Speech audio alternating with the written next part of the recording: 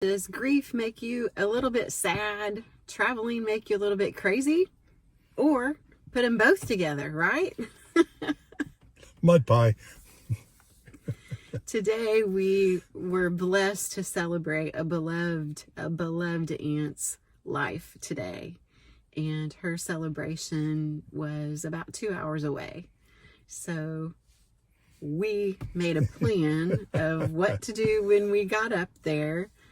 And the plan-driven person was more like, what are we going to do after? Should we pack a change of clothes?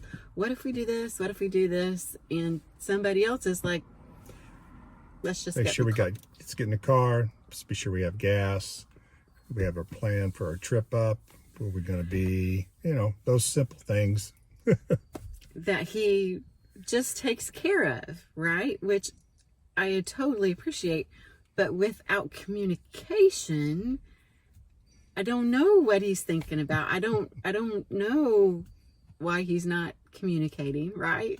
S and C. Yeah. So I think the word of the day, it just comes to me as balance. I've learned recently, being this age, how your body strives to create balance. And sometimes that's not doing something new, because that's not balance, right? It wants to keep you safe. And of course, hormone hell going on. Balance is a whole nother word, but it just strikes me as I'm glad it strikes you, but it doesn't strike me. Please don't. Lord have mercy above. God does have a good sense of humor on that one. Hormones and a redhead. Come on. Dangerous possibilities here, guys. Hang on. It's okay, though. And a C. There you go. And driven. With a D. I got the mix. I got the balance. She's got the balance. I got the 23 balance. to 24% of everything. Seriously, she's taken this test 3 or 4 times thinking it's just not right. It's not right. And then she does it and it comes out right. It's just the blend that she has. I am task. I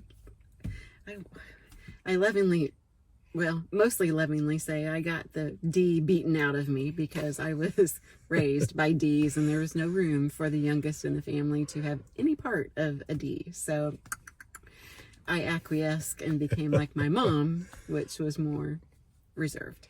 A female with 3 males. So, okay.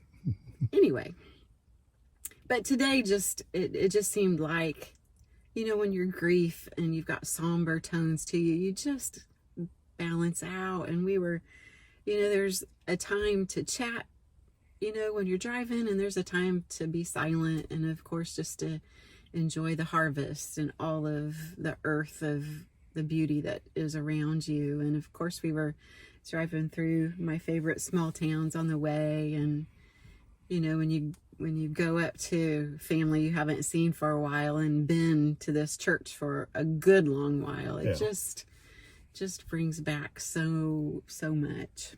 A lot of good memories there. I know this is the church that, as Uncle Joe said, this is the church she was married in and wanted to be buried in. It was a good thing. It was a good thing. Unfortunately, this Catholic church has been left. All the population is gone. They don't have regular services there. But they've done a beautiful job at keeping the church up, clean, running. The grounds look awesome. The church was awesome today. They're trying. It's in a segue. Again, it's kind of in a balance situation. Yeah. But it was the first time. It was the first time I ever was at a funeral at a sweet little church, and we walked across the state highway to the graveyard, and that's where she was buried. And I've never stayed for a graveyard service there for family which many are there. My dad's family is. My dad grew up in this church. And growing up in that, they have a downstairs basement that's the full length of the church, and it's the cafeteria, if you will. The kitchen and everything's down there. It's all tile, and along the walls, along the outside, are all the first communion pictures going back 1930s, 1920s. And when you go in and start looking, you see in all the uncles every year. So that was fun to look at. And then the kids are up there. So a homecoming, if you will. It was. It's just a sweet, sweet place. And we were talking about how the different disc personalities show up in a time of grief, and how, I guess, a celebration of life, a funeral is so, it can be traditional, right? You know, you go through a line typically of the family, and I know some people hate that, some people like that, and I will vote to like it, because it is a formalized process. Even though it might be uncomfortable, at least everybody gets their opportunity to talk to everybody. And if you don't do that, which we have had services that just mingle, you don't get that. And that's an outgoing person's viewpoint that doesn't like that in our family. But nevertheless, these traditions seem to balance out the disc personalities to, the outgoing will do the readings and will do things where the reserved people won't do, but yet they oftentimes will participate a little bit, because of the traditions and the social norms. Yeah. It just seems to kind of, balance is the only word I can think of, but it's kind of a softening. It's kind of a gentleness, maybe, is another word for it. You got the ones that are in a supportive mode, if you will, making sure things are taken care of. Yeah. Others, the organizers, still are being sure that, we have the priest here, the food's done, we have the church ladies doing fabulous lunch afterwards, taking care of everything, being sure the pictures and the posters were up beforehand, having the flyers and the sign-in sheet, and just everything, again, organized by the church. A lot of details to it. And of course, at this time, it's all thrown at the family very quickly. It has to be organized, so those details do come out with the different personalities. It was so nice talking to cousins you haven't talked to forever. I mean, it's just like this big old honking warm hug, and to get all those hugs, it was just,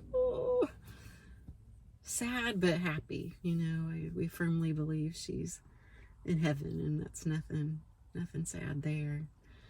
It just brings back losing your parents, doesn't it? Of course, my mom and this aunt were good buddies, and I told her husband at the casket that I'm sure my mom's like, "Where the hell have you been? What took you so long? Let's go." Oh, it's just nice to be there, to be able to support him now. And that family we both have lost both of our parents, and we understand supporting one. It's a different chapter. Very different. Changes the dynamic of your family, close family and external family, cousins, nieces, everybody. It all changes all of a sudden. And the holidays, the ones who were in charge or where you went, that starts to change. Traditions will change as time goes on. So a lot of things. And those personalities show up for that. They show up for that. They do show up. Lord have mercy. Please. Yeah, my dad's been gone 2.5 years, and he was the last parent. And both of our immediate families have basically disbanded, and it's been hard. It's been really hard. I'll just say, for anybody watching out there that might be in the disc, we understand family distress and how those personalities change in the family dynamic. I always helped my mom organize the get-togethers, and then all of a sudden my organizational given role was refused. So, it was quite the crisis identity of my disc and my family, So, yeah, grief, travel, it's all fun. Just gotta roll with it. Gotta roll with it. Quite the subdued CJ and H man for you today. But even the saddest times, it's better to support each other, knowing how each other's wired to give grace. And I say that about how disc saved our marriage. It was really about giving grace. That's what it came right down to, because they're wired differently. Know your letter. Know your people. Gotta wonder 25. Know your letter?